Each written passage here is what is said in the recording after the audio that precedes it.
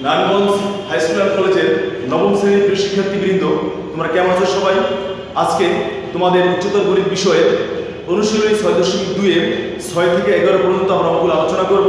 আমরা এর আগের ক্লাসে 1 থেকে 5 পর্যন্ত অঙ্কগুলো আলোচনা করেছি। এখন দেখো আমাদের 6 নম্বর অঙ্কে কি দেওয়া আছে। পুত্রের বয়স মাতার বয়সের 1/3, পিতা মাতার চেয়ে 6 বছরের বড়, তিনজনের বয়সের সমষ্টি অনূর্ধ্ব 90 বছর, পিতার বয়স পিতার বয়স অসমতার মাধ্যমে প্রকাশ করো। এখন আমরা যে বিষয়টা আলোচনা করব, দেখো এখানে আমাদেরকে বলা হয়েছে পিতার বয়সকে অসমতার মাধ্যমে প্রকাশ করতে বলছে। এখন আমরা এখানে আরো একটা গুরুত্বপূর্ণ বিষয় দেখো যে আমাদের এখানে লেখা আছে অনূর্ধ্ব, যেটা আমরা আগের ক্লাসে তোমাদেরকে আলোচনা করেছিলাম। অনূর্ধ্ব মানে কি? অনূর্ধ্ব বললে বোঝানো হবে যদি তোমাদেরকে বলা হয় অনূর্ধ্ব 30, এর অর্থ 30 সহ 30 অপেক্ষা ছোট যে সংখ্যাগুলো রয়েছে তাকে আমরা বলবো অনূর্ধ্ব 30 বা আন্ডার 30। এখন যদি বলে অনূর্ধ্ব 90 বছর বা 90 বছর, তাহলে হবে 90 সহ 90 থেকে ছোট যে বয়সটা রয়েছে তাকে আমরা এখানে আলোচনার ভিতরে রাখবো। তাহলে এখন আমাদের যেহেতু পিতার বয়স অসমতার মাধ্যমে প্রকাশ করতে বলছে, আমরা পিতার বয়স কি ধরে নেব প্রথমে। তাহলে লিখবো কি, দেখো যে মনে করি পিতার বয়স x বছর। এখানে বলা আছে পিতা মাতার চেয়ে 6 বছরের বড়। আমি এখানে পিতার বয়স ধরে নিয়েছি, তাহলে আমি কোনটা বললে কি হবে? মাতার বয়স হবে পিতা অপেক্ষা 6 বছর কম হবে, কারণ আমাকে বলা আছে পিতা মাতার থেকে বড় 6 বছর। আর আমি যদি মাতার বয়স বলি তাহলে সে কি হবে? পিতা অপেক্ষা 6 বছর কম হবে। তাহলে আমি লিখব কি, দেখো সুতরাং মাতার বয়স x মাইনাস 6 বছর। এখন আমাদের কাছে বলা আছে পুত্রের বয়স মাতার বয়সের 1/3। তাহলে আমি এখন কি লিখব, দেখো সুতরাং পুত্রের বয়স মাতার বয়সের 1/3 মানে x - 6 / 3 বছর। মাতার বয়স যা ছিল তাকে আমরা কত দ্বারা ভাগ করব? 3 দ্বারা। কেন? আমাদের প্রশ্নে উল্লেখ করা আছে যে এখানে পুত্রের বয়স মাতার বয়সের 1/3। তাহলে এখন আমাদেরকে তিনটা বয়স অর্থাৎ পিতার বয়স, মাতার বয়স, পিতার বয়স, মাতার বয়স এবং পুত্রের বয়স একত্রে যোগ করলে যোগফলটা হবে অনূর্ধ্ব 90, অর্থাৎ 90 সহ 90 অপেক্ষা ছোট। আর এটাকে আমরা বলবো লেস অর ইকুয়াল, যা আমি তোমাদেরকে এর আগের ক্লাসে আলোচনা করেছিলাম। অর্থাৎ যদি বলা হয় অনূর্ধ্ব বলা থাকে তাহলে আমরা নেব কি? Less or equal. তাহলে আমি এখন লিখব কি, দেখো প্রশ্ন মতে x plus x minus 6/3 less or equal 90। এখন আমরা যদি এখানে লসাগু করি 3 আর x গুণ করলে 3x plus 3x minus 18, 3 দ্বারা 3 কে ভাগ করলে 1 দ্বারা গুণ করলে x minus 6 less or equal 90। এখানে সরাসরি কেন গুণ হয়েছে? কারণ আমাদের x - 6 1 আছে, 1 থাকলে 1 দ্বারা 3 কে ভাগ করলে 3 থাকে। এই কারণে আমরা 3 দ্বারা সরাসরি এই তিনটা সংখ্যাকে গুণ করেছি। আর এখানে 3 দ্বারা 3 কে ভাগ করলে 1 দ্বারা গুণ করলে এটা যা আছে তাই, আর এদিকে কোনো চেঞ্জ নেই। এখন এখানে 3x আর 3x 6x আর এই একটা যোগ করলে কি হবে? 7x আর -18 -6 যোগ করলে হবে -24 লেস অর ইকুয়াল 90। এখন এই 3 কে আমরা এখান থেকে যদি আমরা 3 যেহেতু ভাগ আছে আমরা এদেরকে কি করব? তাহলে অসমতার নিয়ম অনুযায়ী আমরা উভয় পক্ষকে 3 দ্বারা গুণ করব। তাহলে কি হয় দেখো 7x - 24/3 এখানে 3 দ্বারা গুণ করলাম লেস অর ইকুয়াল 90 * 3। তোমরা সাইড নোট দাও, 3 দ্বারা গুণ করে এখন এই 3 কাটা গেল, থাকবে কি 7x - 24। দেখো 7x - 24 লেস অর ইকুয়াল 90 আর 3 গুণ করলে হবে 270। এখন -24 আমরা এখানে উভয় পক্ষকে +24 মানে 24 দ্বারা যোগ করব, তাহলে কি হবে দেখো 7x -24 +24 less or equal 270 +24 side দাও 24 যোগ করে। এখন এটা কাটা গেল, থাকলো কি দেখো এখানে থাকলো আমাদের 7x, অর্থাৎ আমরা যখন এখানে 24টা যোগ করলাম তাহলে 24 কাটা গেল, আর এখানে 270 আর 24 আমরা যোগ করে নেব। আর এখানে আমাদের লেস অর ইকুয়াল আছে, লেস অর ইকুয়াল থাকলো, এখানে থাকলো 4 7 আর 2 9 294। এবার এখানে দেখো 7 গুণ আছে, তাহলে আমাদেরকে 7 কে এখান থেকে আমরা x এর মান বের করতে চাই, তাহলে আমরা কি করব আমাদের উভয় পক্ষকে আমরা 7 দ্বারা ভাগ করব। তাহলে কি হয় দেখো 7x কে 7 দ্বারা ভাগ করলাম আর 294 কে 7 দ্বারা সাইড দাও 7 দ্বারা, অর্থাৎ আমরা সাইড দিয়ে দেব 7 দ্বারা ভাগ করে। তাহলে এখানে 7 7 কাটা গেল, রইল কি x লেস অর ইকুয়াল 7 দ্বারা ভাগ করো, 4 7 28 থাকলো 1 14 7 2 14। তাহলে সুতরাং পিতার বয়স আমরা অসমতার মাধ্যমে লিখলে হয়ে লিখব লেস অর ইকুয়াল 42, অর্থাৎ 42 হতে পারে, আবার 42 অপেক্ষা ছোট যে কোনো সংখ্যা হতে পারে। এখন আমি তোমাদেরকে এই অঙ্কটি আবার বুঝিয়ে দেব, তাহলে দেখো তোমাদের কাছে তাহলে অনেক সহজ লাগবে। প্রথমে আমাদেরকে যে প্রশ্ন উল্লেখ করা ছিল পিতার বয়স মাতার বয়সের 1/3, পিতা মাতার চেয়ে 6 বছরের বড়, কিন্তু আমাদেরকে পিতার বয়সের অসমতার মাধ্যমে প্রকাশ করতে বলার কারণে আমরা পিতার বয়স ধরে নিয়েছি যে মনে করি পিতার বয়স 6 বছর। যেহেতু এখানে বলা আছে পিতা মাতার চেয়ে 6 বছরের বড়, তাহলে আমি উল্টা ধরতেছি, মাতা হবে তাহলে পিতা অপেক্ষা 6 বছর কম, তাহলে এখানে লিখলাম সুতরাং মাতার বয়স x থেকে 6 মাইনাস হলো। এখন পুত্রের বয়সটা বলছি এখানে মাতার বয়সের 1/3, তাহলে সুতরাং পুত্রের বয়স হলো মাতার বয়সের 1/3, মানে 3 নিচে মাতার বয়স x - 6 উপরে। এখন আমাদের এই তিনজন ব্যক্তির বয়সের সমষ্টি হলো অনূর্ধ্ব 90 বছর। অনূর্ধ্ব কথা থাকলে হবে লেস অর ইকুয়াল, আমরা এই x প্লাস দিয়ে x - 6 প্লাস দিয়ে এটা আমরা 90 আর লেস অর ইকুয়াল 90। এবারে আমাদের লসাগু 3 আর x ইকুয়াল 3x প্লাস 3 আর x ইকুয়াল 3x প্লাস এখানে মাইনাস 3 4 18 এই প্লাস দাও 3 দ্বারা 3 ভাগ করো 1 1 দ্বারা গুণ করে x - 6 লেস অর ইকুয়াল 90। এইভাবে 3x 3x ইকুয়াল 6x আর 8x 7x -18 -6 -24/3 আমরা উভয় পক্ষকে 3 দ্বারা গুণ করলাম, 3 দ্বারা গুণ করলে 7x - 24, আর এখানে 90 আর 3 গুণ করলে 270, আর এই 3 কাটা যাচ্ছে, যেহেতু এখানে -24 আছে আমরা উভয় পক্ষে 24 যোগ করলাম, তাহলে দেখা যাচ্ছে কাটা যাচ্ছে 7x লেস অর ইকুয়াল এখানে যোগ করলে 294। এবার 7 আছে এখানে গুণ আকারে, আমরা উভয় পক্ষকে 7 দ্বারা ভাগ করে দিলাম, তাহলে এখানে 7 7 কাটা গিয়ে থাকলো x, আর 7 দ্বারা এটাকে ভাগ করে লেস অর ইকুয়াল 42। সুতরাং পিতার বয়স লেস অর ইকুয়াল 42।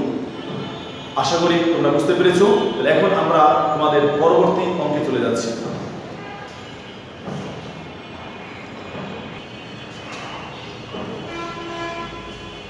আচ্ছা, এখন দেখো তোমাদের 7 নম্বর অঙ্কটা কি দেওয়া আছে, জেনি 14 বছর বয়সে জুনিয়র বৃত্তি পরীক্ষা দিয়েছিল। এখন এখানে বলছে 17 বছর বয়সে সে এসএসসি পরীক্ষা দিবে, তার বর্তমান বয়স কত? অর্থাৎ সে 14 বছর বয়সে জুনিয়র যেটাকে আমরা বলি জেএসসি, সেটাকে বলছে জুনিয়র পরীক্ষা দিয়েছিল, আর 17 বছর বয়সে সে এসএসসি পরীক্ষা দিবে, তার বর্তমান বয়সটা বের করতে বলছে। এখন আমরা তার বর্তমান বয়সটাকে ধরে নেব x বছর। লিখো কি, মনে করি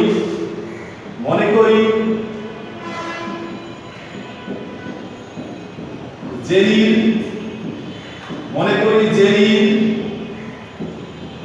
বর্তমান বয়স x বছর। মনে করি জেনির বর্তমান বয়স কত বছর? x বছর।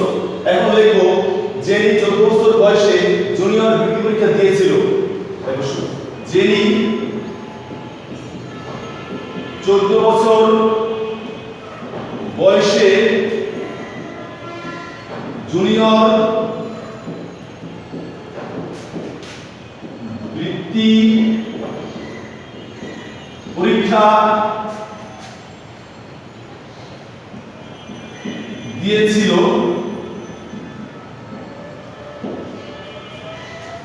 সুতরাং বা তাহলে দেখা যায়, তাহলে যিনি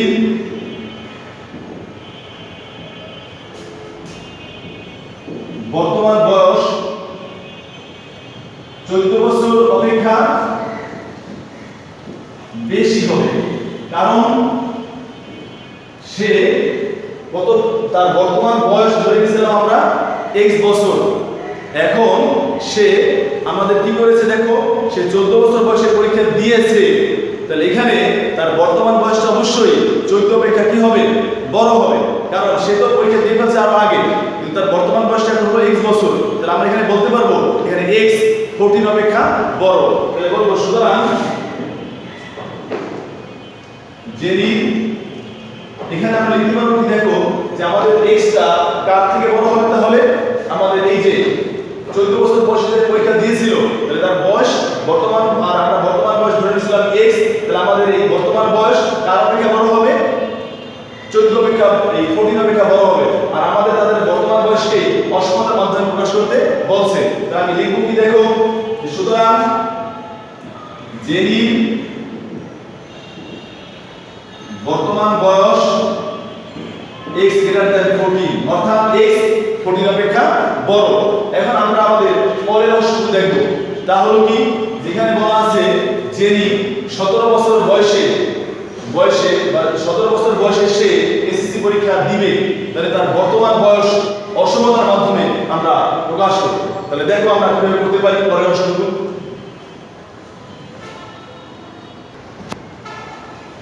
আরেকটা বিষয় খেয়াল করো, আমাদের এখানে একটা বিস্তারিত লেখার দরকার নাই, আমরা এটা শর্ট করে নেব। কিভাবে শর্ট করব দেখো, তাহলে আমরা এখানে তাহলে আমাদের সুবিধা হবে, তাহলে কি দেখো, আমরা যেই বয়সটা বর্তমান বয়সটা দেখো, সুতরাং দেব x greater than 14। এখন আমরা লিখব কি দেখো, আমরা লিখব সে 17 বছর বয়সে এসএসসি পরীক্ষা দিবে, সে 17 বছর বয়সে এসএসসি পরীক্ষা দিবে, তাহলে তার বর্তমান বয়স আমরা এখানে কিভাবে লিখছিলাম দেখো, যিনি বর্তমান বয়স x বছর আর যিনি 14 বছর বয়সে জুনিয়র পরীক্ষা দিয়েছিল, তাহলে যিনি বর্তমান বয়স 14 বছর অপেক্ষা বেশি ছিল, তাহলে আমরা এখানে লিখব তাহলে যিনি বর্তমান বয়স 17 বছর অপেক্ষা কম, কারণ সে তো পরীক্ষা এখন দেয়নি আর বাকি আছে, তাহলে বলবো যে সুতরাং যিনি বর্তমান বয়স 17 বছর অপেক্ষা কম, সুতরাং x less than 17, এখানে 17 বড় x ছোট, তাহলে এখন আমাকে বলছে তার বর্তমান বয়সকে অসমতার মাধ্যমে প্রকাশ করতে বলছে, তাহলে আমি লিখব যে সুতরাং যিনি বর্তমান বয়স x বছর হলে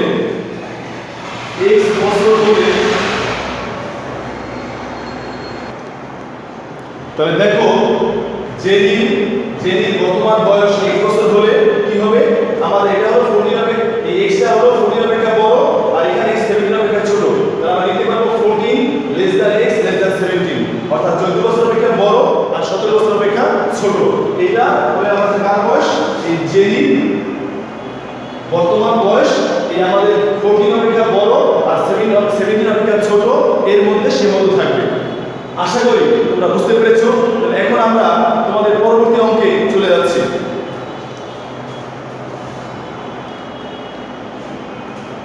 এখন দেখো তোমাদের 9 নম্বর অঙ্কটা কি দেওয়া আছে, খুবই গুরুত্বপূর্ণ। আমি মনে করি তোমরা এই অঙ্কটি বুঝতে পারলে তোমরা 8, 9 তো 80, তোমরা 10 নম্বর অঙ্কটি করতে পারবে, অর্থাৎ এই 9 নম্বরের মতো করে 8 এবং 10 করা যাবে। এখন দেখো ঢাকা থেকে সিঙ্গাপুর বিমান পথে দূরত্ব 2900 কিলোমিটার। জেট বিমানের সর্বোচ্চ গতিবেগ ঘন্টায় 900 কিলোমিটার। কিন্তু ঢাকা থেকে সিঙ্গাপুর যাওয়ার সময় 1 মিনিট। এখন দেখো, কিন্তু ঢাকা থেকে সিঙ্গাপুর যাওয়ার পথে প্রতিকূল দিকে 100 কিলোমিটার বেগে বায়ু প্রবাহের সম্মুখীন হতে হয়। ঢাকা থেকে সিঙ্গাপুর বিরতিহীন উড্ডয়নের প্রয়োজনীয় সময় একটি অসমতার মাধ্যমে প্রকাশ করো। তাহলে এখন আমরা প্রথমে লিখব, এখানে আমাদের দেওয়া আছে কি দেখো, আমরা আমাদের এখানে ঢাকা থেকে সিঙ্গাপুর বিমান পথে দূরত্ব 35 কিলোমিটার। আর এখানে দেওয়া আছে যে বিমানটির সর্বোচ্চ গতিবেগ ঘন্টায় 10 কিলোমিটার। আমরা এটা লিখে দিতে পারি, এখানে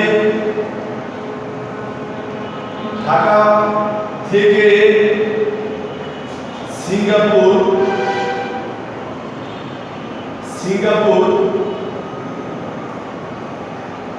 বিমান পথে দূরত্ব 900 কিলোমিটার,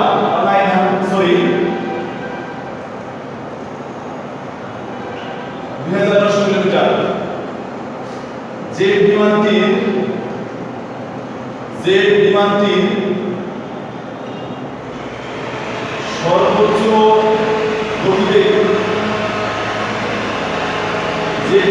সর্বোচ্চ গতিবেগ 900 কিলোমিটার।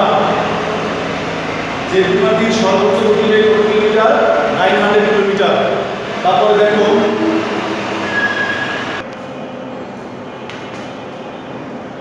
আচ্ছা এখন দেখো, যে বিমানটির সর্বোচ্চ গতিবেগ 900 কিলোমিটার এবং ঢাকা থেকে সিঙ্গাপুর যাওয়ার পথে প্রতিকূল দিকে 100 কিলোমিটার বেগে বায়ু প্রবাহিত হয়। 100 কিলোমিটার বেগে ঘন্টায় লিখে ভাবা হইতো। এখন আমরা লিখব যে মনে করি বিমানটির, তোমাকে যেটা যা বের করতে বলছে, ঢাকা থেকে সিঙ্গাপুর বিরতিহীন উড্ডয়নের প্রয়োজনীয় সময়। আমরা লিখব মনে করি বিমানটির উড্ডয়নের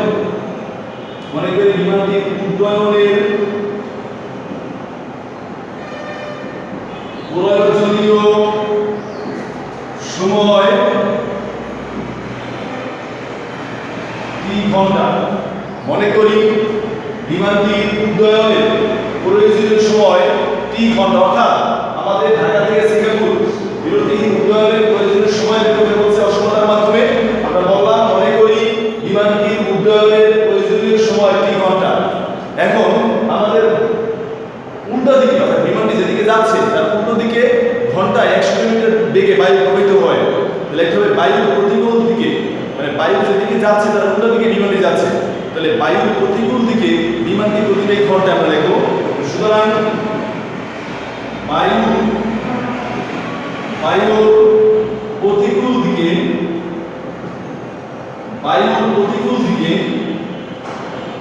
বিমানটির গতিবেগ ঘন্টায় কি হবে? আমাদের টোটাল বিমানটির গতিবেগ ছিল ঘন্টায় 900, তার থেকে মাইনাস হবে 100। তাহলে এখন এখানে হবে 900 মাইনাস 100 কিলোমিটার সমান 800 কিলোমিটার। খেয়াল করো যে সুতরাং বায়ু প্রতিকূল দিকে বিমানটির গতিবেগ হবে ঘন্টায় 900 থেকে 100 মাইনাস, কারণ তার বিমানের গতিবেগ ছিল 900 কিন্তু প্রতিকূল দিকে যাচ্ছে, আর প্রতিকূল দিকে বাতাস ঘন্টায় যাচ্ছে 100 কিলোমিটার বেগে। তার আমাদের 900 থেকে 100 বিয়োগ করলে যা হবে তাই হবে বিমানটির প্রতিকূল দিকে, বায়ুর প্রতিকূল দিকে বিমানটির ঘন্টায় 1 ঘন্টায় বিমানটি সেই দূরত্ব অতিক্রম করতে পারবে। তাহলে আমরা দেখলাম যে বায়ুর প্রতিকূল দিকে বিমানটির গতিবেগ ঘন্টায় 800 কিলোমিটার। তাহলে আমাদের বিমানটি, খেয়াল করে দেখো, বিমানটির উড্ডয়নের প্রয়োজনীয় সময় 3 ঘন্টা। তাহলে আমি লিখবো বিমানটি 3 ঘন্টায় যাবে 800 × t, 800 কিলোমিটার। দেখো সুতরাং বিমানটি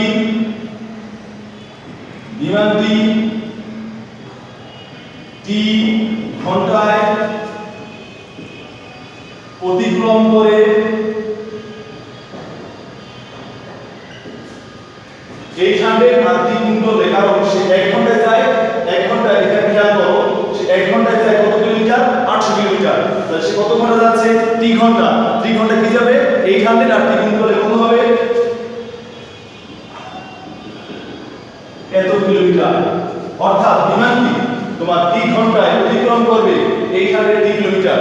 আর এখানে তোমার বলা আছে সর্বাধিক, এখানে কথা তোমার আমি আবারও বলি, যেমন ঢাকা থেকে সিঙ্গাপুরের যে দূরত্ব আছে আমাদের 2900 কিলোমিটার, যে বিমানটি সর্বোচ্চ গতিতে ঘন্টায় 900, ঢাকা থেকে সিঙ্গাপুর যাওয়ার পথে প্রতিকূল দিকে 100 কিলোমিটার বেগে তোমার বায়ু প্রবাহিত হয়।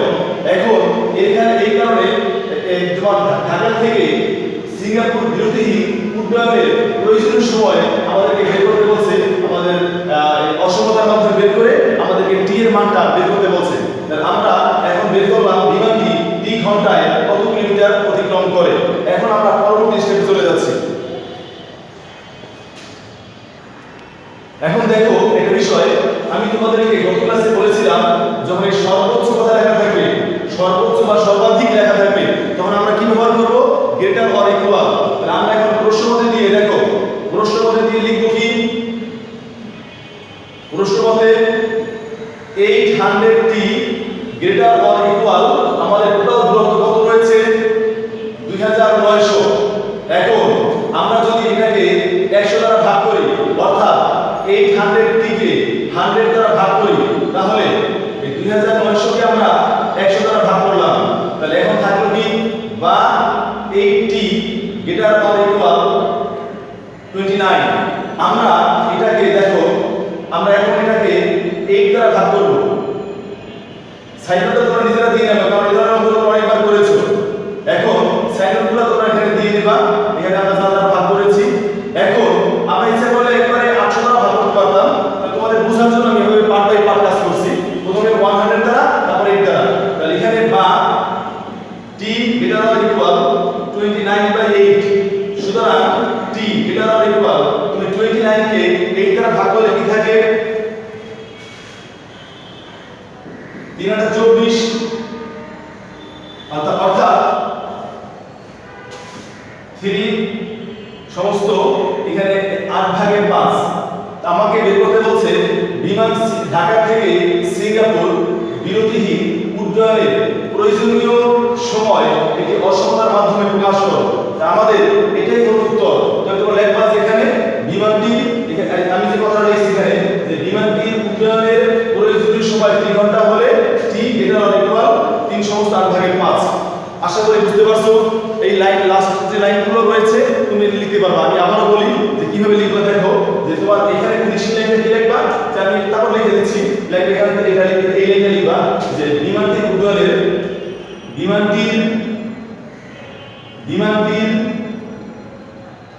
উড্ডয়নের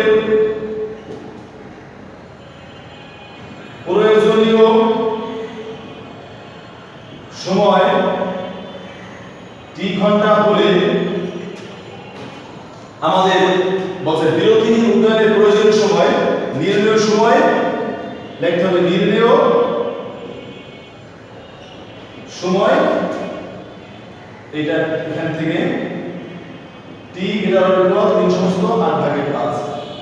দেখো তোমরা বুঝছো কিনা? দেখো আমি আরেকটু বুঝাচ্ছি তোমাদের। তাহলে 800t গ্রেটার অর ইকুয়াল 2900। এরপর আমরা এটাকে 100 দ্বারা ভাগ করলাম, এটাকে 100 দ্বারা ভাগ করলাম, এখানে হলো 80, এখানে হলো 29। এটাকে আমরা 8 দ্বারা ভাগ করলাম, এটাকে 1 দ্বারা ভাগ করলাম, হলো t গ্রেটার অর ইকুয়াল 29/8। সুতরাং এটাকে আমি সমস্ত নিলাম। এভাবে একটা সমস্যা নেই, সমস্ত নিলাম। এখন আমাদেরকে বলছে প্রয়োজনীয় সময় অসমতার মাধ্যমে লেখো। আমি লিখলাম বিমানটির উড্ডয়নের প্রয়োজনীয় সময় 3 ঘন্টা হলে নির্ণয় সময় হবে t গ্রেটার অর ইকুয়াল 3 সমস্ত 8/5। আমরা গ্রেটার অর ইকুয়াল কেন নিলাম? এই যে সর্বোচ্চ কথাটা লেখা আছে এই কারণে। যদি এখানে সর্বোচ্চ বা সর্বাধিক যাই থাকবে আমরা নেব গ্রেটার অর ইকুয়াল। এখন তোমাদের আমি একটা কথা বলবো, এই 9 নম্বরের সাথে একটা মিল আছে, তা হলো 10 নম্বর। এবং এখানে যেমন বিমানটি ঢাকা থেকে সিঙ্গাপুর গেছে, আর সিঙ্গাপুর যাওয়ার পথে তার এখানে বাতাস প্রবাহিত উল্টো দিকে, অর্থাৎ বাতাসটা আছে সিঙ্গাপুর থেকে ঢাকার দিকে, তখন এখানে আমাদের বাতাসটা ই হচ্ছে হলো যে 100 কিলোমিটার। এই জন্য আমরা এখানে মাইনাস করছি 100। কিন্তু যদি এরকম বলা থাকে বাতাস অনুকূল দিকে যায়, অর্থাৎ এখন বিমানটি যদি সিঙ্গাপুর থেকে বিমানটি যদি সিঙ্গাপুর থেকে ঢাকা যায় অথবা যদি বলে যে বাতাস অনুকূল দিকে যাচ্ছে 100 কিলোমিটার, তখন কি করবা? তখন কিন্তু এখানে আমাদের লিখতে হবে যে বায়ুর অনুকূল দিকে, প্রতিকূলের পরিবর্তন হলে অনুকূল দিকে বিমানটির গতিবেগ এই 900 এর সাথে যোগ হবে 100, তাহলে হবে এখানে 1000 হবে। সবই ঠিক আছে, সব লেখা ঠিক আছে, শুধুমাত্র এখানে প্লাস হবে। আর তখন এখানে আমাদের লিখবো যে বিমানটি টি ঘন্টায় অতিক্রম করে, তোমার এখানে যেমন আমরা লিখছি 800 টি, তখন এখানে হবে 1000 টি। প্রশ্ন মতে এখানে 1000 টি, আর বাকি সব ঠিক আছে। এখানে গেট অর ইকুয়াল, ওখানেও গেট অর ইকুয়াল। আশা করি তাহলে এই অঙ্কটা এই 9 নাম্বারটা বুঝতে পারো, তাহলে আমি মনে করি তোমরা 10 নাম্বারটাও পারবে। তাহলে এখন আমরা আমাদের পরবর্তী অঙ্কে চলে যাচ্ছি। তো দেখো এখন 11 নম্বর আমরা কিভাবে করব? ধনাত্মক পূর্ণ সংখ্যা 5 গুণ সংখ্যাটির দ্বিগুণ এবং 15 এর সমষ্টি অপেক্ষা ছোট সংখ্যাটির সমগ্র মান অসমতায় প্রকাশ করো। তাহলে আমরা প্রথমেই লিখব, দেখো মনে করি ধনাত্মক পূর্ণ সংখ্যাটি x। এখন আমরা ডাইরেক্ট লিখে দেব। দেখো প্রশ্ন মতে আমাদেরকে বলছে এই ধনাত্মক পূর্ণ সংখ্যার 5 গুণ, আমি 5 গুণ দিলাম 5x। এটা কি বলছে? দেখো সংখ্যাটির দ্বিগুণ এবং 15 সমষ্টি অপেক্ষা ছোট, অর্থাৎ এর দ্বিগুণ হবে কত? 2x, আর সমষ্টি কত? 15, এত অপেক্ষা কি বলছে? ছোট। এখন একটা বিষয় তোমাদের আমি বলতে যাচ্ছি, যে বিষয়টা হলো দেখো তোমাদেরকে আগে বলছিলাম যে ছোট হয় তাহলে কি দেব আমরা? Less than. আর যদি বড় হয় তাহলে আমি কি দিতাম? Greater than. যেটা আমাকে বলছে সংখ্যাটির 5 গুণ সংখ্যাটির দ্বিগুণ এবং 15 সমষ্টি অপেক্ষা ছোট, তাহলে আমি এখানে কোন চিহ্ন ব্যবহার করব? Less than. তাহলে এখন দেখো তোমরা এই যে সমাধান, এটা তো আগেই করেছো, আবার আমি দেখাচ্ছি। এখানে আমাদের ডান দিকে 2x আছে, এটা আমি যদি এখান থেকে বাদ দিতে চাই তাহলে আমি এখানে বিয়োগ করব 2x। Less than 2x + 15 - 2x, sign root 2x বিয়োগ করে। এখন এখানে হবে কি? দেখো 3x লেস দেন, আর আমাদের এটা কাটা গেল হলো 15। এখন আমরা এটাকে 3x কে 3 দ্বারা ভাগ করব, 15 কে 3 দ্বারা, সাইন রুট হবে 3 দ্বারা ভাগ করে। এখন 3 থেকে কাটা গেল x, 3 দ্বারা ভাগ করলে 3 দ্বারা কাকে ভাগ করলে হবে 5। আমাদের কাছে তো বলছে ধনাত্মক পূর্ণ সংখ্যা, আমরা জানি ধনাত্মক সংখ্যা কাকে বলে? শূন্য অপেক্ষা বড়। আমরা বলবো যেহেতু x ধনাত্মক সংখ্যা, ধনাত্মক হোক এবার পূর্ণ সংখ্যা, x ধনাত্মক পূর্ণ সংখ্যা, সুতরাং x এর সম্ভাব্য মান কি হবে? ধনাত্মক সংখ্যা হলো শূন্য অপেক্ষা বড়, আর যেহেতু পূর্ণ সংখ্যা তাহলে আমরা বলবো একে যে সম্ভাব্য মানটা হবে 0 less than x less than 5, অর্থাৎ 0 অপেক্ষা বড় আর 5 অপেক্ষা ছোট, এর ভিতরেই x এর মান সীমাবদ্ধ থাকবে। তাহলে আজকে আমরা যে অঙ্কগুলো আলোচনা করলাম আশা করি তোমরা সবাই বুঝতে পেরেছো। আমাদের অধ্যায় অনুশীলনী 6.2 এর অঙ্কগুলো শেষ। তোমরা কাজ করবে, তোমরা অনুশীলনী 6.2 এ কি ধরনের যে অঙ্কগুলো রয়েছে সেগুলো বাসায় করবে। তাহলে আমি মনে করি এই চ্যাপ্টারে কোনো অঙ্কই তোমাদের আর সমস্যা থাকবে না। এর পরবর্তী চ্যাপ্টার অনুশীলনী 6.3 আমাদের পরবর্তী ক্লাসে আমরা শুরু করব। তাহলে তোমরা বাসায় ভালোভাবে অঙ্কগুলো বারবার করবে, তাহলে কোনো অঙ্ক আর সমস্যা থাকবে না তোমাদের। আশা করি সবাই